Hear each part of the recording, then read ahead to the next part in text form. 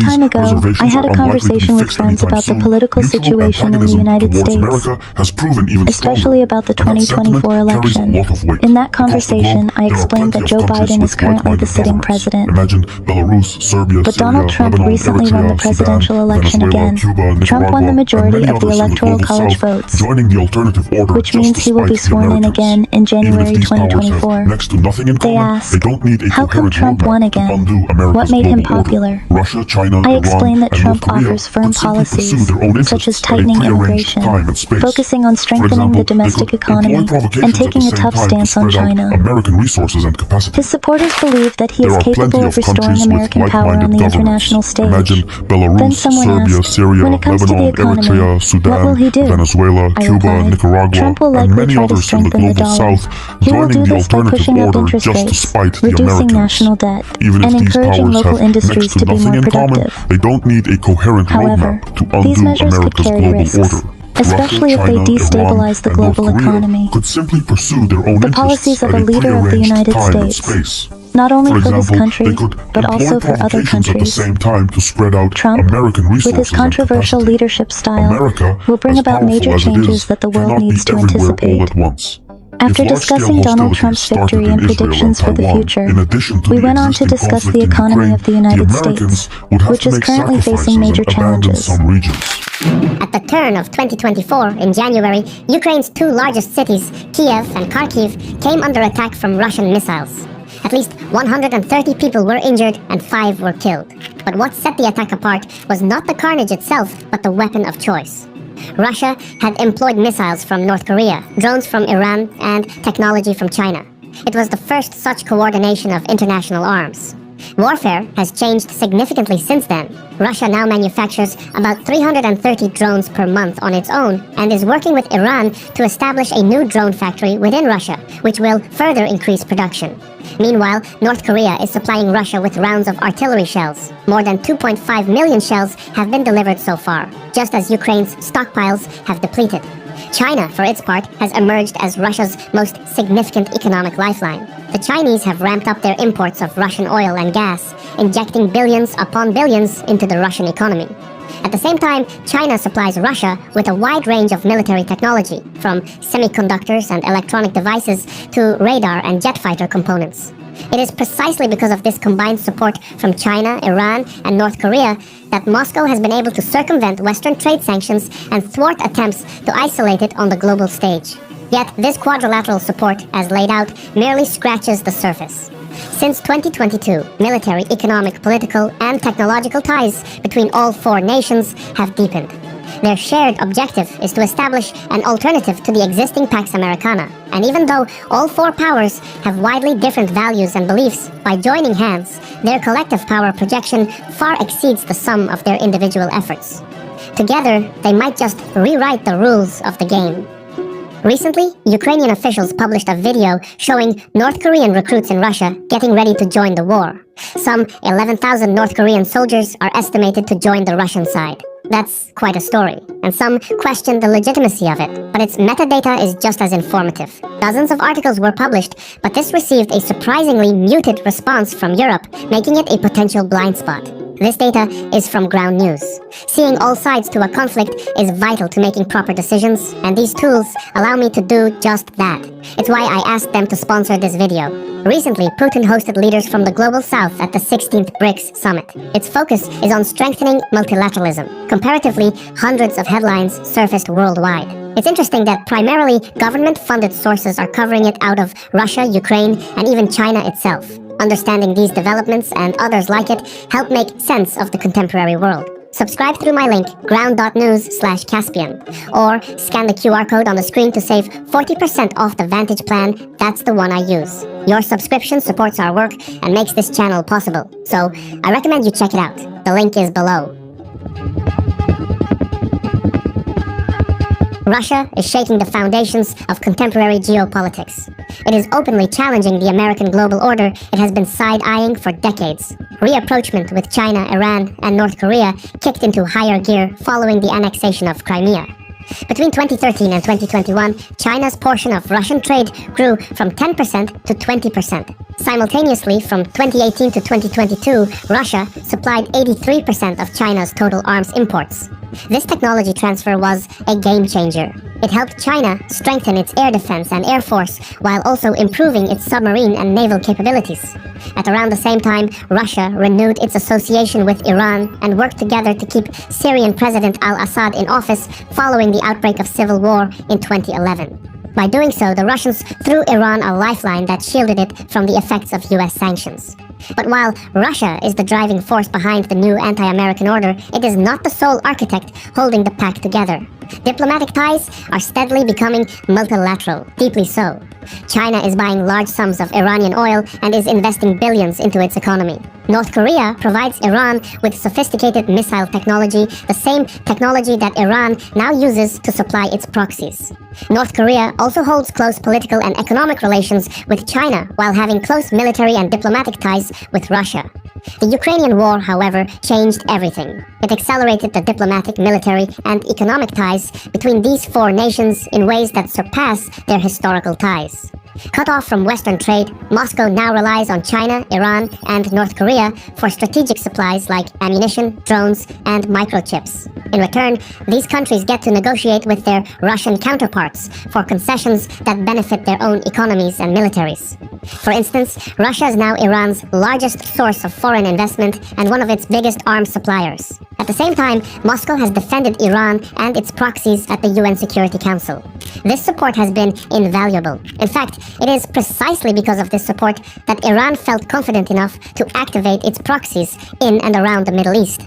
At the same time, Russia is now also China's largest source of crude oil, and last year, trade between the two eclipsed $240 billion, a record high. Russia has also provided the Chinese with sophisticated weaponry, and their joint military exercises have expanded both in scale and frequency. The Russians still hold an edge over their Chinese counterparts in military equipment, including submarine technology, remote sensing satellites, and aircraft engines. If additional technology transfers take hold, it would undermine American advantages in East Asia and elsewhere. In parallel, Russia has unlocked millions of dollars in North Korean assets that were previously frozen in Russian banks in compliance with UN Security Council sanctions. As a gesture of appreciation, North Korea has supplied Russia with ammunition and other forms of military support. Relations between Moscow and Pyongyang are growing ever closer. The North Koreans are now negotiating for advanced technology transfers, which would increase the range and precision of their intercontinental ballistic missiles and upend American security in East Asia. No question about it. Russia, China, Iran, and North Korea are riding high on the wave. Literally so. For 3 years in a row, they've held joint naval exercises in the Gulf of Oman and are now planning to hold such drills elsewhere. By joining forces, the four nations get to amplify their power beyond the sum of their individual effort.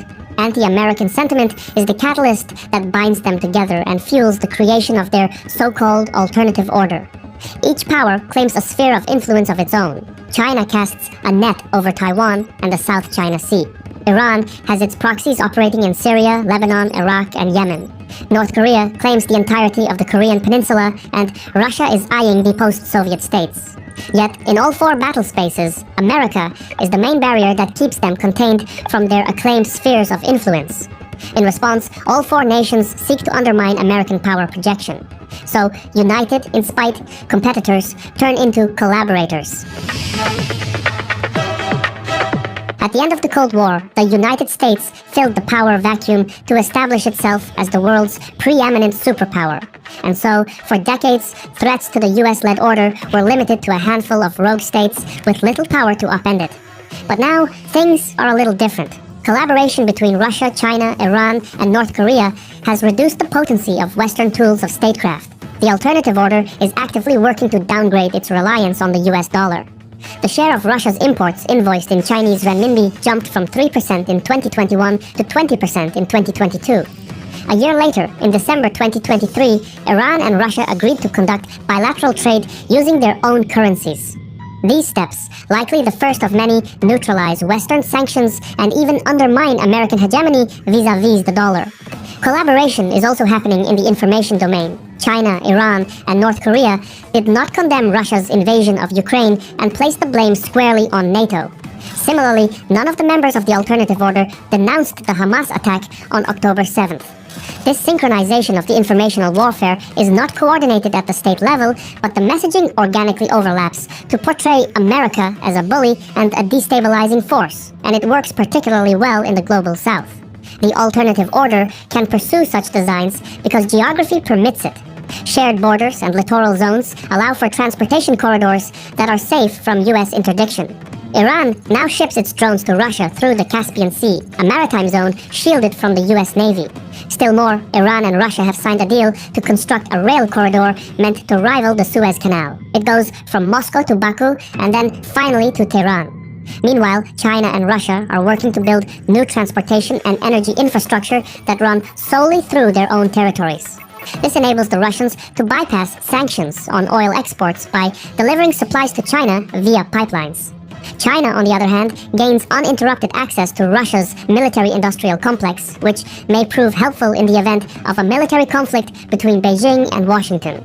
Taken together, the members of the alternative order enjoy direct pathways to one another's territories. Some of the terrain in between is difficult to navigate and infrastructure costs may pile up. But in theory, Pyongyang can access Tehran by going through Chinese and Russian territory and the Caspian Sea. This geographic reality gives the alternative order an edge. On the flip side, this also means that in the event of hostilities with the alternative order, the Americans would be pitted against the collective resources and capabilities of Russia, China, Iran, and North Korea. Admittedly, that's only a theory, but it's nevertheless a theory no power would want to test.